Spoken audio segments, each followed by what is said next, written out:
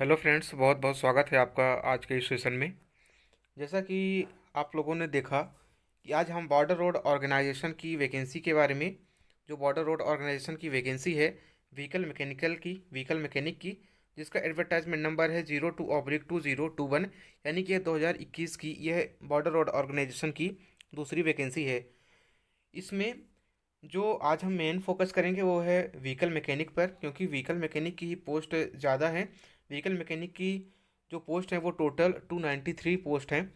और चूंकि यह मेरा सब्जेक्ट भी है, और मैं एक इंजीनियरिंग कॉलेज में as a lecturer, mechanical engineering में लेक्चरर हूँ, मैकेनिकल इंजीनियरिंग डिपार्टमेंट में। तो यह जो सब्जेक्ट है आपका व्हीकल मैकेनिक का, यह बहुत ही क्लोज है हमारे से। और इसलिए हमने सोचा कि इसकी जो आपकी प्रिपरेशन है वो अच्छे से करवा दी जाए। अभी काफ़ी समय है ये एग्ज़ाम होने के लिए इसमें, क्योंकि अभी तो इसके फॉर्म ही अप्लाई हो रहे हैं। फॉर्म भरने की आपकी जो लास्ट डेट है वो 15 जनवरी है। ठीक है, ऑफलाइन फॉर्म भेजने की 15 जनवरी तक आपके फॉर्म वहाँ पर पहुँच जाने चाहिए। तो जब आपके 15 जनवरी को लास्ट डेट है, तो आपके मान के चलिए कि जो एग्ज़ाम है आपके, वो अप्रैल या मई महीने में लगभग लगभग हो सकेंगी। अप्रैल या मई के पहले तो थोड़ा सा मुश्किल लग रहा है, क्योंकि आपकी एक महीने तो कम से कम जो छटनी करने में लग जाते हैं फॉर्म को, कि कितने एप्लीकेशन पहुँचे हैं, उनका कट ऑफ बनाने में, क्योंकि काफ़ी सारे एप्लीकेशंस पहुँचते हैं। तो उनका कट ऑफ बनाने में, और 10 से 15 गुना एप्लीकेशन, ऐसा एडवर्टाइजमेंट में बोला गया है कि 10 से 15 गुना कैंडिडेट्स को बुलाया जाएगा। लेकिन यहाँ पर ज़्यादा कैंडिडेट को भी बुलाया जा सकता है, जैसा कि एप्लीकेशन फॉर्म पहुँचेंगे उस हिसाब से। क्योंकि इसके पहले जो पिछली बार वैकेंसी आई थी, तो उसमें सब ज़्यादा एसकेटी के स्टोर कीपर टेक्निकल के फॉर्म पड़े थे। तो स्टोर कीपर टेक्निकल में लगभग 24-25 गुना के लगभग कैंडिडेट्स को बुलाया गया था। ठीक है, एक वैकेंसी पर 24 से 25 कैंडिडेट को बुलाया गया था, जबकि मेंशन था एडवर्टाइजमेंट नंबर में कि आपके जो कैंडिडेट होंगे वो 10 गुना ही बुलाए जाएंगे। लेकिन ऐसा ज़रूरी नहीं कि इससे ज़्यादा नहीं बुलाए जाएंगे, बुलाए जा सकते हैं। तो इसलिए एक महीना तो आपका लग जाएगा, तो जनवरी फरवरी तक तो आपका यही लग जाएगा। मार्च में आपके एडमिट कार्ड भेजना शुरू हो जाएंगे। तो 15 अप्रैल के पहले तो किसी भी हाल में मुश्किल लग रहा है। अब यहाँ पर बात आती है कि वैकेंसी की, तो वैकेंसी आप यहाँ पर देख ही रहे हैं कि जनरल के लिए, सामान्य के लिए 121 वैकेंसी है, ईडब्ल्यूएस के लिए 29 है, ओबीसी के लिए 64 है, एससी कैटेगरी के लिए 51 और एसटी के लिए 28 यानी कि 28 वैकेंसी दी गई है। यहाँ पर जो हमारा मुख्य चर्चा का विषय है कि व्हीकल मैकेनिक की हम तैयारी कैसे करें, आज हम इसके व्हीकल मैकेनिक के सिलेबस के भी बारे में डिस्कस करेंगे। इसका सिलेक्शन प्रोसेस क्या है वो भी डिस्कस हम करने वाले हैं। तो यहाँ तक तो देख लिए। अब चलिए आगे हम देखते हैं कि सबसे पहले इसका सिलेबस क्या होगा। तो जो इस वैकेंसी का सिलेक्शन प्रोसेस क्या होगा। सिलेक्शन प्रोसेस में आपके मुख्यतः 3 स्टेज होंगे। स्टेज 1 में आपका रिटन टेस्ट होगा। रिटन टेस्ट आपका मल्टीपल चॉइस क्वेश्चंस यानी कि ऑब्जेक्टिव क्वेश्चंस रहेंगे। स्टेज 2 में आपका प्रैक्टिकल टेस्ट होगा। प्रैक्टिकल टेस्ट आपका केवल क्वालिफाइंग नेचर का होगा, जिसमें सभी कैंडिडेट को, चाहे वो सामान्य से हों, ईडब्ल्यूएस से हों, ओबीसी, एससी, एसटी, किसी भी कैटेगरी से हों, प्रैक्टिकल टेस्ट में आपको, प्रैक्टिकल में ये जो टेस्ट होगा, आपको इसमें कम से कम 40% मार्क आपको हासिल करने होंगे, तभी आपको क्वालिफाई माना जाएगा। और जो आपकी फाइनल मेरिट जुड़ेगी वो सिर्फ और सिर्फ रिटन टेस्ट की ही बेस पर जुड़ेगी। स्टेज तीसरा है आपका फिजिकल और मेडिकल टेस्ट। तो जो स्टेज 2 और स्टेज 3 है, ये दोनों सिर्फ क्वालिफाइंग नेचर के हैं, लेकिन मतलब कि इसमें आपको केवल क्वालिफाई करना है। अब आगे हम देखते हैं इसका सिलेबस क्या है। तो जो आपका स्टेज 1 है रिटेन टेस्ट का सिलेबस, तो रिटेन टेस्ट का सिलेबस है आपका आईटीआई के सिलेबस के अकॉर्डिंग है, जिसमें आपका जो है operation of petrol and diesel engine, diesel और पेट्रोल इंजन का ऑपरेशंस क्या क्या होता है, उसका वर्किंग कंडीशन कैसा होता है, वो वर्क कैसे करता है, वो सारी की सारी चीज़ें ये होती हैं।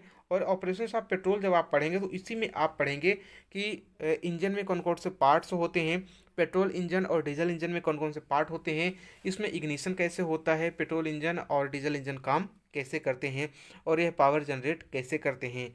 फिर दूसरा है आपका चेकिंग ऑफ फॉल्ट्स, यानी कि इसमें कौन कौन सी फॉल्ट आ सकती है, या कैसे हम फॉल्ट को चेक कर सकते हैं, यानी कि कोई तकनीकी समस्या आ गई, कोई खराबी आ गई, जिस जिस पोस्ट के लिए या जिस जॉब के लिए आपको ये भर्ती दी जा रही है, यानी कि व्हीकल मैकेनिक के लिए।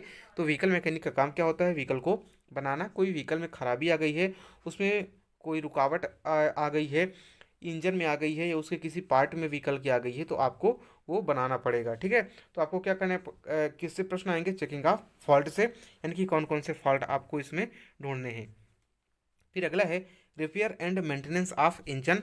जब आपको मैंने आपको यहाँ बताया कि जैसे आप पेट्रोल और डीजल इंजन के बारे में पढ़ेंगे तो वहाँ पर ये भी मैं आपको पढ़ा दूंगा कि कौन कौन से उसमें पार्ट्स होते हैं और कौन कौन से पार्ट्स किस तरह से वर्क करते हैं और किस पार्ट का क्या यूज होता है। ठीक है, तो आपका जो सबसे मेन टॉपिक है, जो सबसे फोकस करने वाला टॉपिक है, वो आपका ये वाला होगा। ठीक है, क्योंकि इसी के बेस पर बाकी के सारे टॉपिक रहेंगे। ठीक है, तो यहाँ पर जो repair and maintenance of engine, यहाँ पर ये भी हो जाएगा।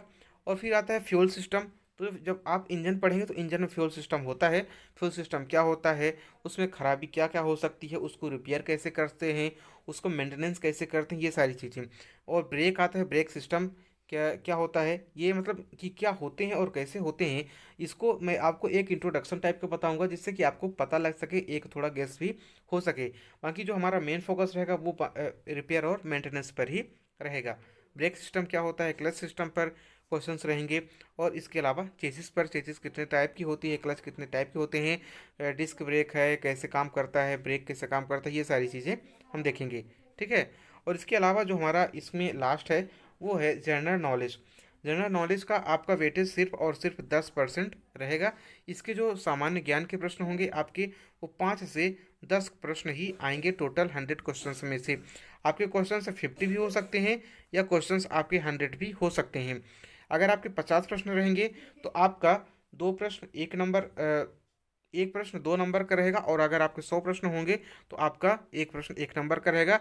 लेकिन जो ज़्यादातर संभावना है वो है कि 50 प्रश्न ही होंगे। ठीक है, तो 50 प्रश्न होंगे तो आपके कितने प्रश्न आएंगे, आपके 5 प्रश्न एवरेज आएंगे जनरल नॉलेज के। और जनरल नॉलेज का क्वेश्चन आपको मैं ऐसे करवा दूंगा कि आपको 5 में से 4 प्रश्न तो सही हो ही जाएंगे। ठीक है, ये आपको हो जाएंगे। और आपका रही बात ट्रेड की, तो सबसे पहले हम ट्रेड का ही पढ़ेंगे। ये हो गई आपकी रिटन टेस्ट की बात। अब दूसरा है हमारा जो स्टेज दूसरा है प्रैक्टिकल टेस्ट। प्रैक्टिकल टेस्ट में आपका same to same written test जब आपका कंप्लीट रहेगा तो आपका प्रैक्टिकल टेस्ट बहुत ही आसानी से क्लियर हो जाएगा। क्योंकि यहाँ पर है आइडेंटिफिकेशन ऑफ इंजन पार्ट्स। जैसे मैंने आपको पहले बताया कि इंजन पार्ट्स का आइडेंटिफिकेशन, कौन कौन से पार्ट होते हैं, क्या काम करते हैं पार्ट का, पार्ट का वर्किंग कंडीशन क्या होता है, कैसे वो वर्क करते हैं, ये हम इंजन पार्ट्स में बताएंगे आपको। दूसरा है ट्रांसमिशन पावर सिस्टम। कौन कौन सी उसमें ट्रांसमिशन के लिए क्या क्या लगी होती है, कितनी शाफ्ट लगी होती है, कौन सी शाफ्ट कहाँ पर लगी होती है, और शाफ्ट का क्या यूज होता है। जैसे कि आप अगर व्हीकल में देखते हैं, ट्रक में, बस में या 4 व्हीलर में, जो मेन इंजन होता है, इंजन आपका आगे होता है, लेकिन जो आपका पावर जनरेशन होता है वो पीछे वाले पहिए भी घूमते हैं। तो ये यहाँ पर इस सॉफ्ट को क्या बोला जाता है, और यहाँ पर ये पावर जनरेशन को क्या बोला, ये सारी चीज़ें जो होती हैं ये हम देखेंगे पार्ट ऑफ ट्रांसमिशन सिस्टम में। Identification of part of fuel system. Fuel system में देखेंगे स्पार्क प्लग क्या है और फ्यूल इंजेक्टर क्या है, ये सारी चीज़ें हैं। लुब्रिकेंट कौन कौन से होते हैं, कि कौन सा लुब्रिकेंट अच्छा होता है, कहाँ कहाँ हम लुब्रिकेंट यूज करते हैं, और टूल्स कौन कौन से होते हैं, रिपेयरिंग और मेंटेनेंस में कौन कौन से टूल यूज करेंगे, कौन कौन से इक्विपमेंट यूज करेंगे, ये सारी चीज़ें हम यहाँ पर देखेंगे। ठीक है, तो ये जो आपका है इसको मैं आपको रिटर्न के बाद में भी करवा दूंगा क्योंकि काफ़ी टाइम रहेगा। और मेन अभी हमारा जो फोकस रहेगा वो कहाँ पर, मेन हमारा फोकस रिटर्न पर रहेगा। क्योंकि अभी रिटर्न के लिए काफ़ी टाइम है, हम आराम से बहुत ही डिटेल में बहुत ही अच्छे से करेंगे। धीरे धीरे जब आपके एडमिट कार्ड आने शुरू हो जाएंगे तो हम आपके लिए जो एमसीक्यू होंगे, तो एमसीक्यू या मॉक टेस्ट भी हम लगभग 8-10 आपके मॉक टेस्ट भी करवा देंगे। तो यदि आपको इस बार सिलेक्शन चाहिए, सिलेक्शन अगर आप लेना चाहते हैं, सिलेक्शन लेने के लिए आप इस बार कम से कम इसके लिए 3 महीने ही पर्याप्त होंगे। ठीक है, अप्रैल आपके पास तो कम से कम 4 से 5 महीने का समय है, लेकिन इसके लिए 3 महीने भी पर्याप्त होंगे। आपको हर दूसरे या तीसरे दिन में एक वीडियो मिलेगा, उसमें लेक्चर रहेंगे। ज़्यादा लंबा वीडियो नहीं रहेगा, लेकिन आपकी तैयारी अभी से शुरू हो जानी चाहिए। ठीक है, तो अब उम्मीद करता हूँ आपको ये सारी जानकारियाँ समझ आई होगी और आपको अच्छी भी लगी होंगी। तो इसलिए यदि आप तैयारी करना चाहते हैं तो हमारे साथ जुड़े रहिए और चैनल को सब्सक्राइब कर लीजिए, वीडियो को अपने दोस्तों के साथ भी शेयर कर दीजिए और वीडियो को लाइक कर दीजिए। अब हम आपसे मिलेंगे इसी कड़ी में अगली वीडियो में, तब तक के लिए नमस्कार, धन्यवाद।